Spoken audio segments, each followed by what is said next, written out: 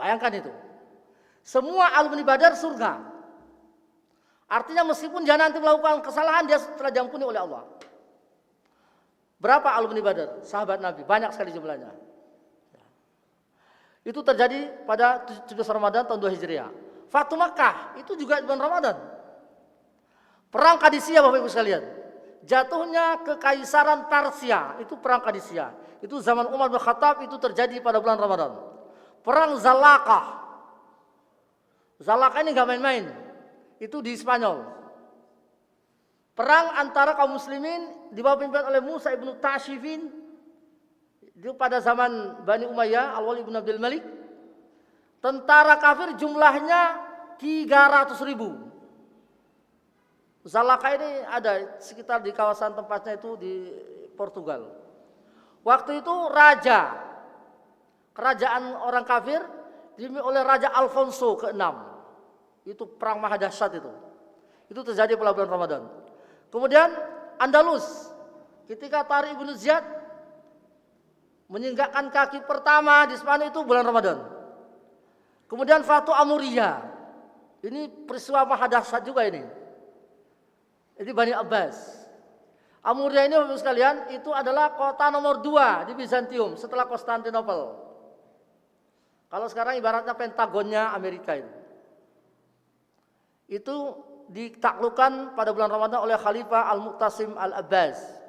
Ini kisahnya herois sekali nih, dahsyat sekali. Kalau kita ini panjang ceritanya ini. Ya, karena kejadian ini Fatu Amuriyah nama kota. Itu diabadikan oleh penyair yang sangat terkenal namanya Abu Tamam dengan syairnya yang luar biasa. Di awal syairnya dia mengatakan as-sayfu asdaqu anba'a minal kutubi. As-sayfu asdaqu imba'a minal kutubi fi hadil haddu bainal jiddi wal la'ibi. Bidus safahi la sudus sahaib fi mutunihinna jala'us syakki war riyabi, dan seterusnya. Ada 100 bait, ada 100 baris syair tentang ini. Itu terjadi pada bulan Ramadan. Kemudian perang Ainu Jalut, ini juga perang maha dahsyat ini. Di mana pasukan Hubulai Khan dari Mongolia itu merensek beberapa kota kaum muslimin jatuh, kota Baghdad jatuh. Ini abad ke-7 Hijriah. Ya, mereka ingin mau merensek masuk ke Mesir. Ada tempat namanya di Bukit Ainu Jalut.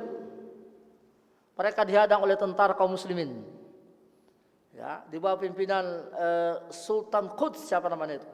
Ya, mereka berhasil menghalau tentara Mongol yang sangat kuat. Kita tahu mereka masuk kota pagi siang sudah takluk. Bahkan masuk kota hanya hitungan jam sudah jatuh kota itu. Tapi ketika mereka berhadapan dengan tentara kaum muslimin di perbatasan Palestina yang mau menuju ke Mesir, mereka dihadang tentara kaum muslimin. Peristiwa itu namanya Ainu Jalut, itu terjadi pada bulan Ramadan. Penaklukan Konstantinia yang sampai hari ini masih ditangkap kaum muslimin. Jangan lupa, itu terjadi pada bulan Ramadan di bawah pimpinan oleh Muhammad Al-Fatih Muhammad As-Sani. Penaklukan Konstantinopel Ibu sekalian itu luar biasa. Karena sejak dulu Rasulullah telah memberi berita gembira kepada para sahabat. Wahai para sahabat kaum muslimin, nanti kalian akan menaklukkan kota itu. Ni'mal jaisu jaisul fatih, kata Nabi. Sungguh luar biasa tentara Al-Fatih yang bisa menaklukkan Konstantinopel. Kata-kata ini menjadi inspirasi pemicu para raja kaum muslimin setelah itu, para khalifah. Sejak Utsman bin Affan melakukan percobaan, gagal. Zamannya Muawiyah percobaan, gagal. Sampai Bani Abbas juga percobaan, gagal. Baru nanti ketika Turki Utsmani, Muhammad Al-Fatih berhasil menaklukkan Konstantinopel, dan sampai hari ini kota Istanbul atau Konstantinopel itu masuk dalam wilayah Islam. Itu terjadi pada bulan Ramadan. Apakah Konstantinopel itu karena didirikan oleh Raja Konstantin yang Kristen. Oleh Muhammad Al-Fatih dirubah menjadi Istanbul. Istanbul, tahu Bapak Ibu sekalian apa asalnya? Itu bahasa Turki. Islam itu artinya Islam. Bud itu asalnya balad. Jadi Istanbul baladul Islam. Negeri Islam. Negeri Islam. Cuma lidahnya orang Turki mengatakan Istanbul. Kalau kita orang Indonesia mengatakan Islam Buld atau Islam Balad atau Baladul Islam, negeri Islam. Alhamdulillah. Dan sampai hari ini dia menjadi ibu kota Turki yang sangat indah. Di mana dua benua lewat di Istanbul itu. Benua Eropa dan benua Asia. Itu adalah terjadi pada yang paling harus semua generasi muda jangan sampai lupa. Anak cucu kita jangan sampai busa kemerdekaan kita diproklamirkan pada hari yang sangat mulia, di bulan yang sangat mulia, 17 Ramadan, tanggal 9 Ramadan, hari Jumat. Jangan sampai generasi muda nggak tahu ini. Ya. Apa kata Soekarno? Jas merah, jangan sekali-kali melupakan sejarah. Ya, ini kemerdekaan kita. Tanggal 17 Agustus bertepatan dengan 9 Ramadan 1364 Hijriah. Silakan dicek di Google, pasti ketemu itu jawabannya. Bapak Ibu sekalian, meraih cinta Allah di bulan Ramadan. Apa ciri-ciri orang yang cintai Allah Subhanahu wa taala? Ya. Karena banyak orang yang mengklaim cinta Allah tapi Allah belum tentu mencintainya. Ya, ini penting sekali. Banyak orang mengklaim dia cinta Allah padahal Allah tidak mencintainya. Ya. Kemudian apakah orang merasa cinta Allah lantas Allah mencintainya? Belum tentu. Ya. Kemudian apakah seseorang yang memiliki kejadian yang luar biasa adalah bukti Allah mencintainya? Belum tentu. Ya. Banyak orang bisa terbang, bisa menghilang, punya kejadian yang luar biasa. Wah, wali. Tidak ada di dalam sejarah Islam, di dalam kamus Islam yang mengatakan bahwa orang bisa terbang itu wali. Bisa jadi dia adalah walinya setan, karena setan juga bisa terbang. Kita jangan sampai dibodohi. Wah, itu wali bisa terbang, bisa menghilang, bisa bicara sama jin. Nauzubillah. Jangan-jangan dia adalah pendusta besar. Ya, ini penting sekali Bapak Ibu sekalian. Karena di tengah masyarakat itu berkembang pemahaman itu. Pokoknya kalau orang itu ditusuk nggak mempan, wali. Pokoknya orang itu bisa terbang, wali. Pokoknya kalau dia bisa menghilang, wali. Nauzubillah. Siapa yang mengatakan bahwa orang terbang wali? Tidak ada itu di dalam Al-Quran, tidak ada dalam Sunnah. Ini penting sekali Bapak sekalian. Apa ukuran orang dicintai Allah? Apa ukurannya? Ya, ini harus kita jawab. Kemudian bagaimana cara agar kita cintai Allah Subhanahu wa taala? Ini sangat singkat, maka saya mempercepat aja. Bapak sekalian, ini adalah nama-nama bulan Ramadan. Maka pantas jika Allah memberi puasa itu bulan Ramadan. Ya. Karena secara filosofi itu nyambung. Secara filosofi ada benang merah antara puasa dengan Ramadan ini. Ya, secara bahasa Ramadan berarti panas terik matahari. Ibaratnya ketika kita menahan ya kering, kerontang ini kan panas di dalam ini. Itulah Ramadan. Ramadan berarti kehausan yang sangat. Cocok sekali dengan Ramadan berarti batu yang sangat panas.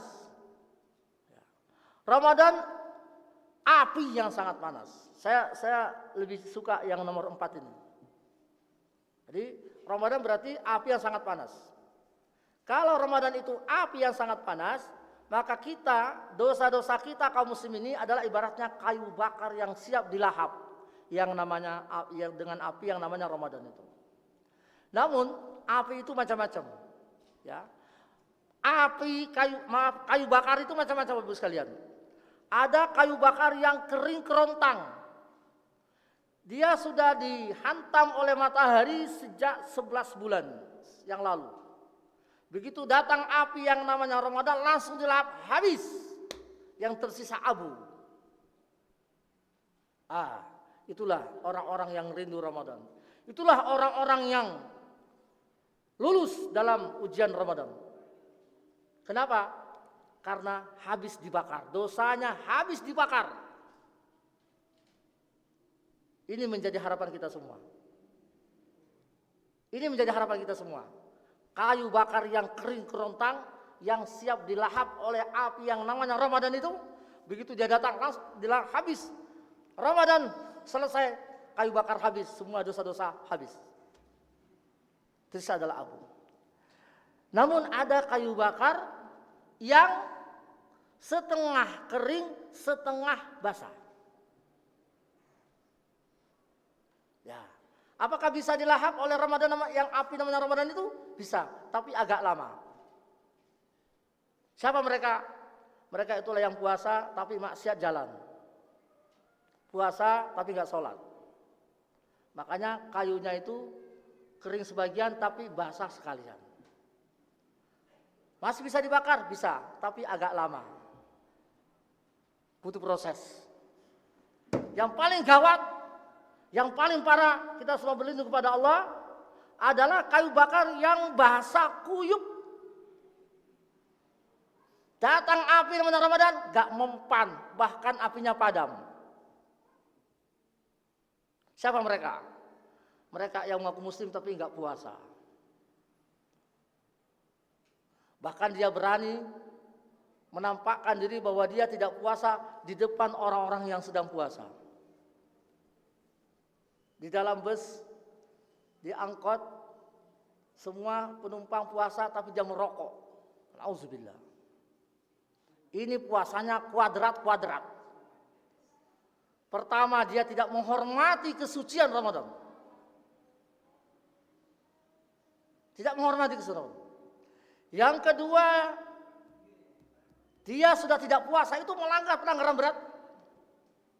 Yang ketiga, dia mengganggu orang yang puasa. Ya. Kenapa? Asapnya akan masuk ke dalam hidung. Itu mengganggu. Ini orang yang tidak puasa. Inilah kayu-kayu yang basah kuyup. Gak mempan. Malah apinya padam. Nauzubillah. Ya. Mari kita lihat Bapak Ibu sekalian. Sopir-sopir, ada berapa yang puasa? Bisa dihitung jari. Kondektur-kondektur, berapa yang puasa? Bisa dihitung jari.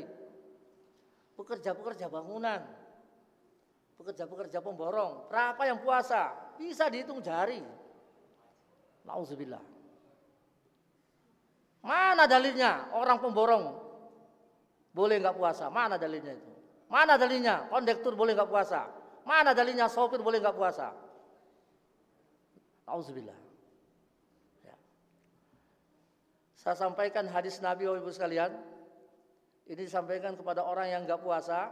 Ketika Nabi melakukan Isra Mi'raj, kita tahu Nabi itu oleh Allah diperlihatkan keadaan surga.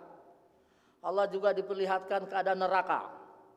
Salah satu pemandangan yang Allah berikan tampakkan kepada Nabi ketika Isra Mi'raj, pemandangan di neraka apa? Nabi melihat ada orang digantung.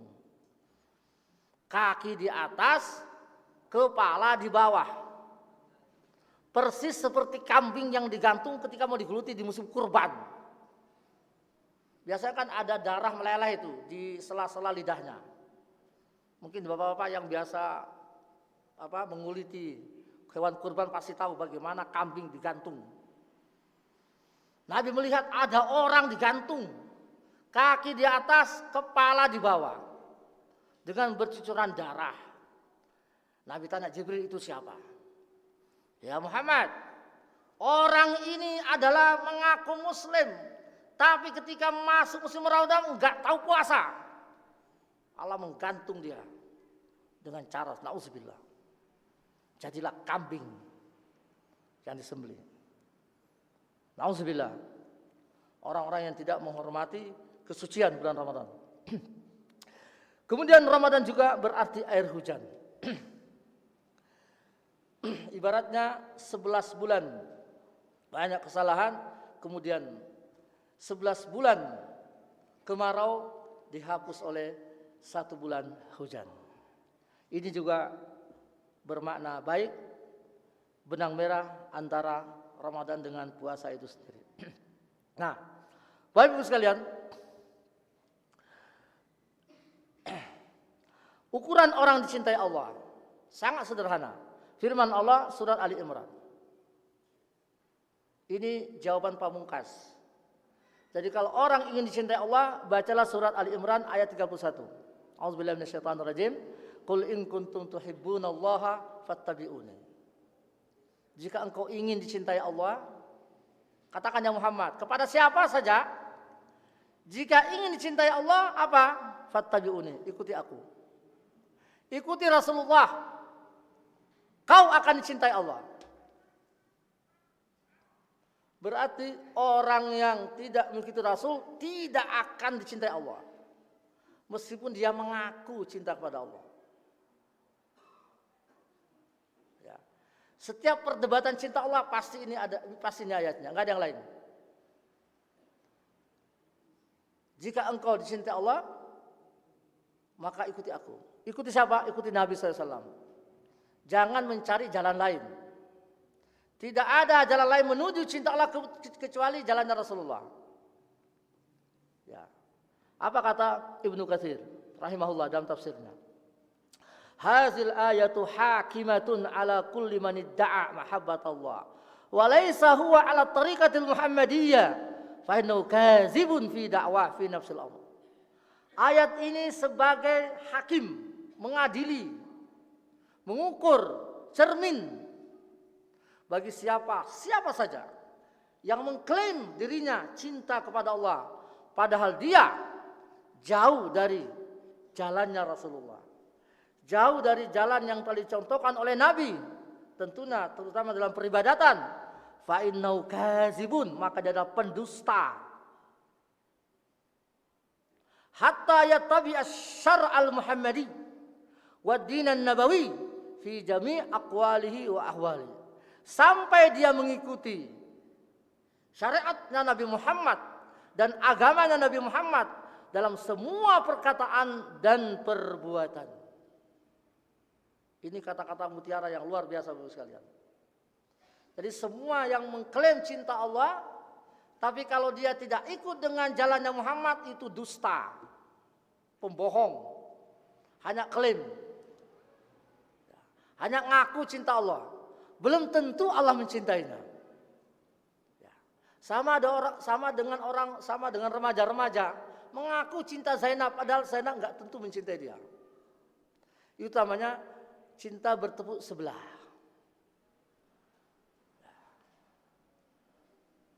Jadi persoalannya bukan mencintai Allah, tapi Allah mencinta nggak kepadamu.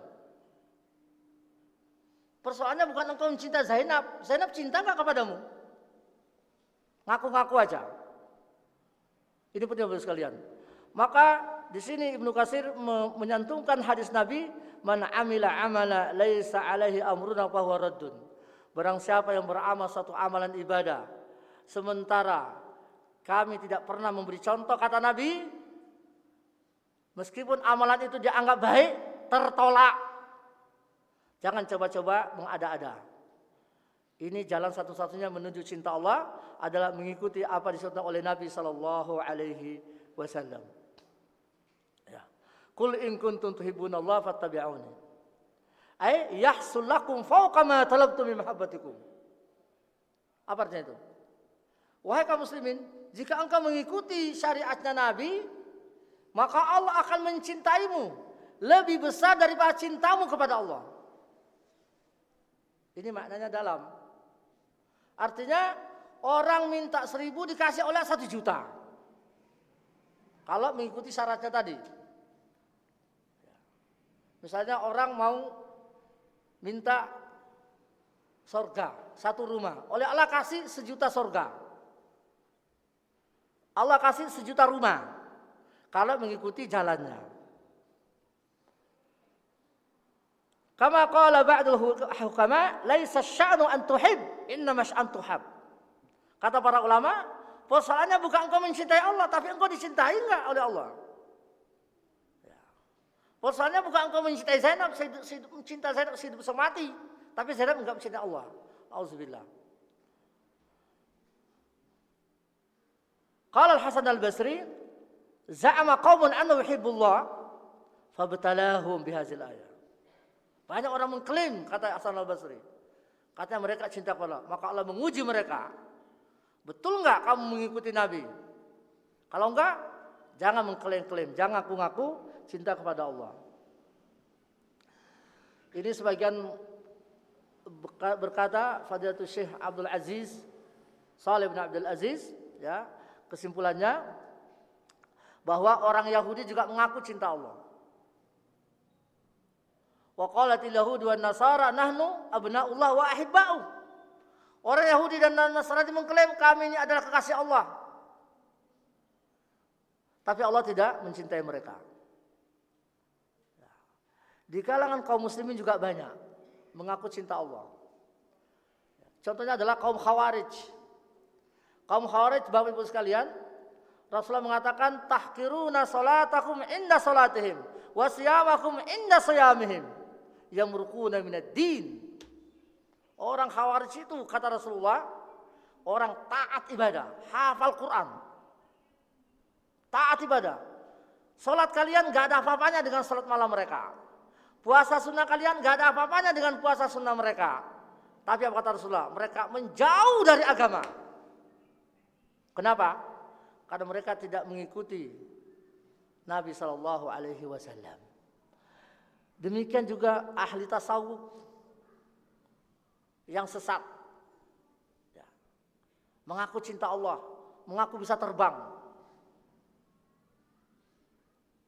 Mereka mengaku sholat maghribnya di Malang, ya, sholat isanya di Aqsa, sholat subuhnya ada di Mekah.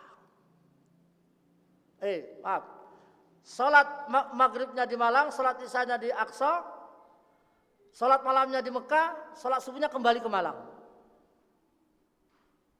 Ahli tasawuf itu sesat. Gak mungkin dia dalam satu waktu dia sholat di berbagai tempat. Kan waktu selisihnya kan berbeda. Jarak kita dengan Mekah 4 jam. Kita di sini sudah subuh, kan di sana kan masih tengah malam. Ya, gak mungkin itu terjadi. Jadi Bapak Ibu sekalian, ukuran cinta Allah itu bukan orang bisa terbang. Ukuran Allah mencintai kita, ukuran Allah mencintai seseorang bukan karena orang itu punya sakti-sakti. Enggak. Ukurannya adalah bagaimana mengikuti Nabi SAW. Sejauh mana dia mengikuti Nabi SAW. Termasuk dalam puasa ini. Ya. Allah berfirman, "Wa ma atakumur rasulu fakhuzuhu wa ma nahakum anhu fantahu." Apa saja yang datang dari Nabi ikuti, dan apa yang dilarang jauhi. Ini ukurannya. Ya. Kalau orang tidak mengikuti apa yang datang dari Nabi, maka dia tidak akan sampai tingkat cinta Allah. Allah tidak akan mencintainya. Allah tidak akan mencintainya. Meskipun dia mengaku cinta kepada Allah. Meskipun dia punya kejadian yang luar biasa. Kejadian yang luar biasa yang terjadi pada seseorang tidak serta-merta orang itu wali. Allah hanya mengatakan wali itu adalah ala inna auliya Allah la khaufun alaihim wa lahum yahzanun alladzina amanu wa kanu yattaqun. Itu waliullah. Allah tidak mengatakan waliullah adalah bisa terbang. Wali Allah itu sakti. Wali Allah itu adalah enggak mempan, dibacok. Enggak. Ya. Mungkin sahabat Nabi Abu Bakar misalnya, mungkin beliau tidak punya kejadian yang luar biasa, enggak ada. Tapi dia adalah manusia paling wali setelah para nabi. Abu Bakar Siddiq radhiyallahu anhu, karena dia dijamin masuk surga. Jamin surga. Abu Bakar itu dijamin masuk surga. 10 orang yang dijamin masuk surga ini, mungkin mereka kesehariannya biasa saja. Tidak bisa terbang, tidak sakti, kalau ditusuk ya. Umar ditusuk berdarah mati, tapi dia waliullah karena dijamin masuk surga. Jelas itu, 10 orang itu jelas wali karena dijamin masuk surga. Rasul mengatakan Umar fil jannah, Ali fil jannah, sebut 10 orang itu. Mereka semua adalah para wali, jelas sudah. Meskipun mereka tidak punya kejadian yang luar biasa. Jadi kita bangsa Indonesia jangan sampai tertipu. Jangan sampai tertipu bahwa orang punya sakti itu adalah wali, belum tentu. Makanya Ibnu Taimiyah rahimahullah menulis buku namanya Al-Furqan Baina Auliya'ir Rahman wa Auliya'is Syaitan. Inilah yang membedakan mana ciri-ciri walinya Allah dan mana ciri-cirinya walinya syaitan. Baru dijelaskan di situ. Kesimpulan yang beliau sampaikan dalam kitab itu adalah semakin dekat seseorang dengan sunnah maka semakin wali dia. Semakin jauh seseorang dari sunnah maka dia semakin jauh dia dari Allah Subhanahu wa taala. Semakin dekat seorang dengan sunnah maka dia semakin dicintai Allah. Semakin jauh seseorang dari sunnah maka dia semakin dibenci oleh Allah. Meskipun dia mengaku cinta Allah. Ya, kesimpulan Bapak sekalian, agar kita dicintai Allah, marilah kita mengikuti dan melaksanakan sunnah-sunnah Nabi, baik perkataan maupun perbuatan, selama perkataan dan perbuatan itu bukan menjadi kekhususan Nabi. Ingat, ya, tidak semua perkataan Nabi kita ikuti. Maksudnya itu lafaznya. Apa? Nabi oleh Allah dibolehkan mengatakan saya Nabi, itu boleh. Saya Rasul, boleh. Tapi kita bukan Nabi, bukan Rasul. Gak boleh kita mengatakan saya ini orang pintar, saya ini da'i. Kamu ikut saya, gak boleh begitu, sombong namanya. Tapi kalau para Nabi boleh. Itu contoh perkataan.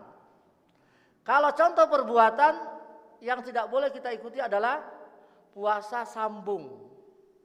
Puasa wisol namanya atau puasa putih. Itu Rasul lakukan sampai 3 kali 24 jam. Ya, maka puasa wisol itu Bapak Ibu sekalian, ada yang diharamkan, ada yang dibolehkan. Yang dibolehkan tapi makruh, yaitu puasa putih 1 kali 24 jam. Jadi sahur dan bukanya digabung satu. Jadi sahur dan bukanya dijadikan di sahur. Misalnya dia sahur jam 3, nanti jam 3 sahur besoknya baru makan lagi.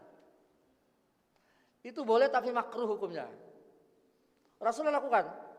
Bahkan Rasulullah sampai 3 kali. 3 kali 24 jam. Ya. Ada hadisnya itu. Ya. Dalam hadisnya itu Nabi SAW melarang para sahabat untuk wisol, untuk puasa putih. Ya. Tapi ada saya mengatakan ya Rasulullah, engkau kan melakukan. Kenapa kami tidak? Apa kata Nabi? Kalau saya nggak makan 3 hari 3 malam mampu, tapi kalian nggak mampu. Tapi mereka masih tetap lakukan aja. Nah, ternyata 3 hari berikutnya itu sudah Syawal. Nabi mengatakan seandainya masih panjang Syawalnya saya puasa lagi, biar kalian semua kelaparan. Artinya bahwa ini nggak boleh diikuti. Ya. Jadi yang namanya puasa itu Bapak Ibu sekalian, dari terbit fajar sampai terbenam matahari. Maka Rasulullah mengatakan iza wajabatis syamsu faqad aftara shaim. Jika matahari sudah terbenam, selesailah puasa itu, batallah puasa itu. Ya, di sini nanti ada pertanyaan, Pak Ustadz bagaimana? Saya ke Jakarta di tol Cikampek, datang beduk maghrib, saya nggak dapat apa-apa, nggak punya minum, nggak punya kurma, nggak ada apa-apa. Bagaimana? Apakah saya masih puasa? Jawabannya niati batal. Karena sudah waktu. Sudah waktunya beduk maghrib. Meskipun kita tidak membawa apa-apa, puasa kita niati sudah batal karena sudah tenggelam matahari. Nah, jadi puasa itu hanya terbit fajar, subuh sampai terbenam matahari. Selesai. Maka tidak boleh lagi puasa. Nah, kalau Rasulullah itu melakukan puasa wisol namanya sampai 3 hari 3 kali 24 jam. Ya. Karena beliau adalah bukan manusia biasa. Nah, marilah kita sambut Ramadan ini Bapak Ibu sekalian dengan 3 hal. Pertama, persiapan batin yaitu iman, persiapan lahir itu adalah jisim kita, ya. Jisim kita, kesehatan kita, lahir ya, ilmu. Nah, apa persiapan iman? Persiapan batin itu apa maksudnya? Persiapan batin itu adalah kita hadirkan setiap hari firman sabda Nabi, "Man shama Ramadan imanan wa ihtisaba." Ini kita hadirkan bahwa puasa itu betul-betul dasar iman, bukan yang lain. Jangan sampai dalam hati kita berpuasa itu untuk niatan yang lain, misalnya supaya sehat. Tidak ada. Masalah sehat itu nomor 18. Nomor 1 iman. Ya, jangan sampai kita melaksanakan puasa Ramadan ini supaya menghemat. Supaya menghemat belanja dapur. Enggak ada hubungannya itu. Ya, iman wa ihtisaba. Karena dasar iman bahwa ini wajib. Maka saya puasa, ini kewajiban puasa. Dan mengharap ridha Allah Subhanahu wa taala. Karena Rasul tidak mengatakan man shama Ramadana sihhatan wa afiyah, tidak. Atau man shama Ramadana sihhatan wa iqtisada. Barang siapa yang puasa Ramadan kan ingin sehat dan ingin menghemat, tidak. Nabi mengatakan imanan wa ihtisaba. Karena dasar iman dan mengharap ridho dari Allah Subhanahu wa taala, ghufrallahu ma taqaddama min dzambi. Jadi kita pastikan. Ya. Kemudian kita pastikan di dalam hati kita bahwa musim Ramadan adalah musim di mana pintu surga dibuka, di mana pintu neraka ditutup, ya. Terlepas dari tafsiran para ulama karena dia mengatakan itu kiasan aja. Jadi pintu surga tidak dibuka seperti apa dalam hadis ini sebagai ulama mengatakan itu. Dan pintu neraka tidak ditutup seperti dalam hadis itu kiasan aja. Ini pendapat. Kalau saya biasa, zahirnya hadis itu apa? Jadi Allah kuasa untuk menutup pintu surga ketika membuka pintu surga ketika musim Ramadan. Allah kuasa untuk menutup pintu neraka ketika musim Ramadan. Itu tidak masalah. Makna zahirnya, ya. Sama dengan raudhah itu, ya. Karena Rasul mengatakan, "Baina baiti wa minbari raudatun min riyadil jannah." Titik wilayah antara rumahku dan mimbarku adalah taman-taman surga. Ya, sebagian ulama mengatakan itu adalah kiasan diterimanya doa. Tapi ada mengatakan itu benar bahwa titik bumi itu dari surga, ya bisa jadi. Ya, sama dengan batu Hajar Aswad dari surga. Ya, bisa jadi. Ya, jadi makna hadis itu kita zahirnya saja. Mengimani kewajiban puasa, ini persiapan batin kita. Ikhlas. Ya, ikhlas, betul-betul ikhlas. Karena mengharap ridha Allah. Ini persiapan batin. Kemudian mencoba mencari hikmah. Ini tidak wajib. Jadi Bapak Ibu sekalian, jangan sampai kita ini berpuasa melaksanakan satu ibadah karena ada hikmahnya, tidak. Bagi kaum muslimin, prinsipnya adalah sami'na wa ata'na. Jangan sampai yang lain. Itu yang pertama. Sami'na wa ata'na, selesai. Tapi kalau mau mencari hikmah-hikmah silakan, tapi enggak wajib. Kita tidak diperintah oleh Allah untuk mencari hikmah di balik semua kewajiban. Kita tidak diperintah oleh Allah untuk mencari hikmah di balik puasa, enggak. Kita hanya disuruh puasa, selesai. Sami'na wa ata'na. Karena kalau hikmah itu kan belum tentu kita dapat. Ya, memang yang jelas ada hikmahnya, ada hikmah sosialnya, ada hikmah medisnya puasa itu. Sekarang persiapan lahir Bapak Ibu sekalian. Apa yang kita lakukan? Tasahharu. Harus makan sahur. Jangan sampai benci makan sahur. Orang tidak makan sahur berarti dia menyalahi sunnah. Bukan berarti puasanya enggak sah. Sahur itu sunnah. Yang bangun subuh enggak sahur sah puasanya, asalkan malamnya sudah niat. Dan sahurnya agak ditunda. Jangan sampai sahur jam 1 malam, itu bukan sunnah. Yang sahur itu ketika menjelang beduk subuh, ya setengah jam sebelum azan itu sahur, itu yang sunnah. Ya, jangan sampai sudahnya makan sahurnya jam 1 malam. Berbukalah. Jangan sampai ada mengatakan, saya nanti bukanya ba'da isya, enggak. Kita katakan menyalahi sunnah. Engkau tidak akan dicintai oleh Allah karena engkau tidak mengikuti sunnah Nabi. Nabi itu bukannya ketika beduk maghrib sudah selesai. Ketika beduk maghrib sudah berkumandang. Buka ya, takjil dengan segerakan buka, itu sunnah. Buka dengan kurma basah. Bapak sekalian. Ya. kalau bisa di rumah jenengan ada kurma basah rutop namanya, atau minimal sukari. Nah, banyak dijual ini. Nah, mungkin ada sih punya sukari laris nanti sukarinya. Itu sunnah itu. Jadi kurma basah. Itu yang dilakukan oleh Nabi atau air. Baru nanti makannya setelah sholat. Kemudian menghindari puasa wisol. Nah, ini persiapan lain. Jadi jangan sampai kita puasa wisol yang saya bilang tadi 1 kali 24 jam, tidak. Kita puasanya hanya 12 jam saja. Antara terbit fajar sampai terbenam matahari. Ketika sudah beduk maghrib, sudah selesailah puasa itu. Ini persiapan lahir kita. Sekarang persiapan ilmu. Fasalu ahla zikri in kuntum la ta'lamun. Mengetahui hukum puasa, seputar puasa, syarat-syarat sahnya puasa apa, rukun puasa itu apa saja, sunnah-sunnah puasa apa saja, perkara-perkara yang membatalkan puasa apa saja. Ya, mungkin saya ambil contoh di sini, Bapak Ibu sekalian, bahwa ketika seseorang, mohon maaf, ketika seseorang suami istri misalnya tadi malam hubungan, ternyata bangunnya jam 6 pagi, belum sholat subuh, belum sahur, tetap sah puasanya. Bangun jam 6 subuh, dalam keadaan janabat, tetap sah puasanya. Ya. Demikian halnya misalnya ibu-ibu, mohon maaf, misalnya ibu-ibu yang menjelang habis masa menstruasinya.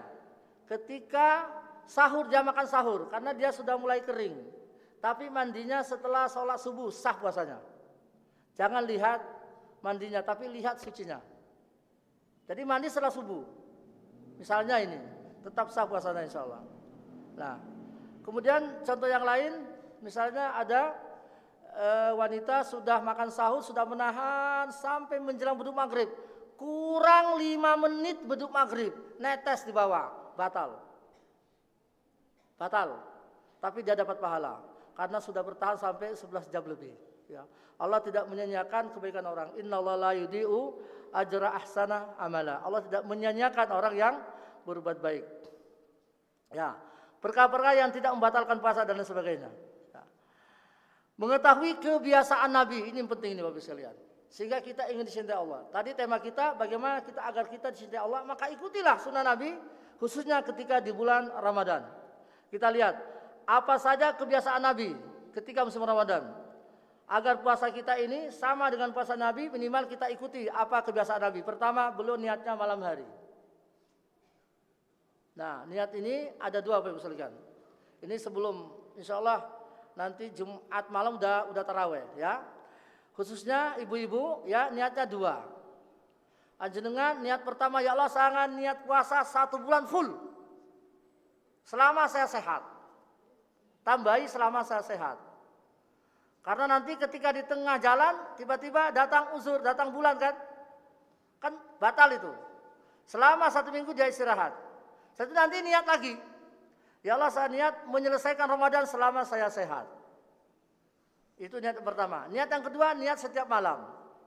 Apa hikmahnya niat sekali yang 1 bulan full tadi? Misalnya di tengah perjalanan kita lupa. Tadi siang pekerja lembur. Sehingga ba'da isya langsung tidur. Belum niat. Bangun jam 6 besok. Enggak sahur. Bagaimana puasanya? Rasulullah mengatakan man lam yujmi asyam fala syama lahu. Barang siapa yang tidak berniat di malam hari maka tidak ada puasa baginya. Karena puasa wajibnya harus niat di malamnya. Nah, maka hikmah tadi niat yang pertama yang secara bulan full tadi itu bisa tercover. Nah, itu dia hikmahnya di situ. Jadi silakan nanti berniat 1 bulan full selama sehat, kemudian nanti juga ketika tiap malam berniat lagi, ya. Niat itu dalam hati Bapak sekalian, tidak perlu diucapkan. Nabi tidak pernah mengajarkan nawaitu shauma qadir, enggak ada itu, enggak ada. Niat dalam hati, saya mau puasa besok. Ya. Kemudian makan sahur, ini yang dibiasakan Nabi, dan menunda sholat jamaah. Ya.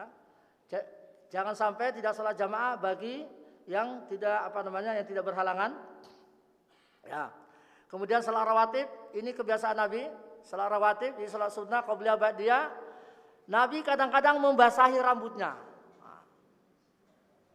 Ketika di tengah hari, misalnya, ini juga kita lakukan.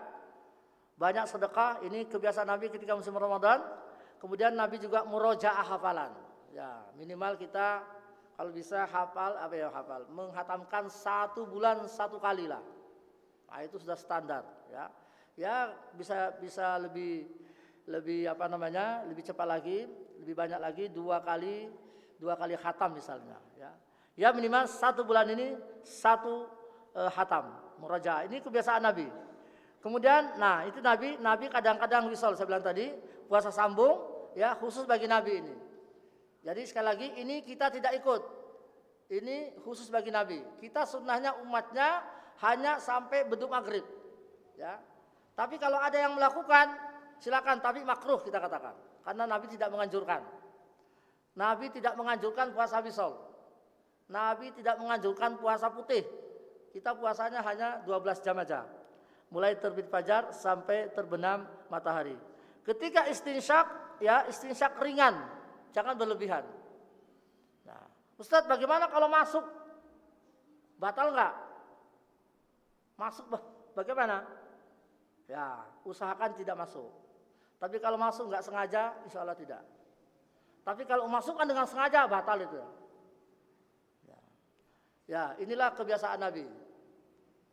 Kebiasaan Nabi ketika di musim Ramadan. Ini sudah jam 7. Ini insyaallah terakhir. Memakai siwak ya. Apakah odol bisa memakai siwak? Apakah odol bisa mewakili siwak? Jawabannya tidak. Ya, yang siwak lagi, siwak juga bisa, odol juga. Berbuka dengan kurma basah atau air, menyegerakan buka, ini sunnah Nabi. Jika musafir kadang-kadang buka, kadang-kadang puasa. Jadi Bapak Ibu sekalian, kalau jenengan musafir itu tergantung kepada orangnya. Kalau dia merasa musafirnya ini ringan ke Surabaya, tahan ya, puasa lebih afdol. Tapi kalau merasa berat ya batal. Ya. Demikian halnya salat malam termasuk witir, ini kebiasaan Nabi. Amar ma'ruf nahi mungkar, ini kebiasaan Nabi ketika musim Ramadan, dan terakhir adalah i'tikaf. Kalau kita ingin dicintai Allah selama musim Ramadan, kerjakanlah ini. Ya, simple. Ya. Sudah menjadi kebiasaan kita setiap tahun. Jadi tinggal ditingkatkan saja. Ya, puasa, sholat sunnahnya, rawatibnya, qiyamul lailnya, sholat witirnya dan sebagainya. Ini semua adalah kebiasaan Nabi Sallallahu Alaihi Wasallam. Wallahu taala alam. Semoga ada manfaatnya. Mudah-mudahan kita dipanjangkan umur sampai nanti berjumpa dengan Ramadan pada tarawih pertama insyaallah pada 28 Februari hari Jumat. Allahu alam. Subhanakallah bihamdika asyhadu an la ilaha illa anta astaghfiruka wa atubu ilaik. Wal afu minkum. Assalamualaikum warahmatullahi wabarakatuh. Terima kasih kami sampaikan kepada Ustadz Sofwan Sofi. Pengumuman bagi jamaah sekalian untuk kegiatan kajian di Ahad pagi, insya Allah di selama bulan Ramadan itu libur sementara dan kita mulai lagi pada Ramadan. Berikutnya laporan keuangan pada bulan Januari 2024 sampai Januari 2025. Pemasukan dari kajian akad pagi sejumlah Rp60.446.600 dan pengeluaran selama 1 tahun Rp60.716.700 dan sisa saldo sampai saat ini sebesar Rp1.729.900. Terima kasih bagi jamaah-jamaah sekalian yang telah menginfakkan sedikit hartanya, semoga nanti memberikan banyak kemanfaatan bagi kehidupan kita. Kami mohon maaf, kami akhir. Wassalamualaikum warahmatullahi wabarakatuh. Monggo jamaah bisa menikmati hidangan yang telah disediakan. Atur nuwun.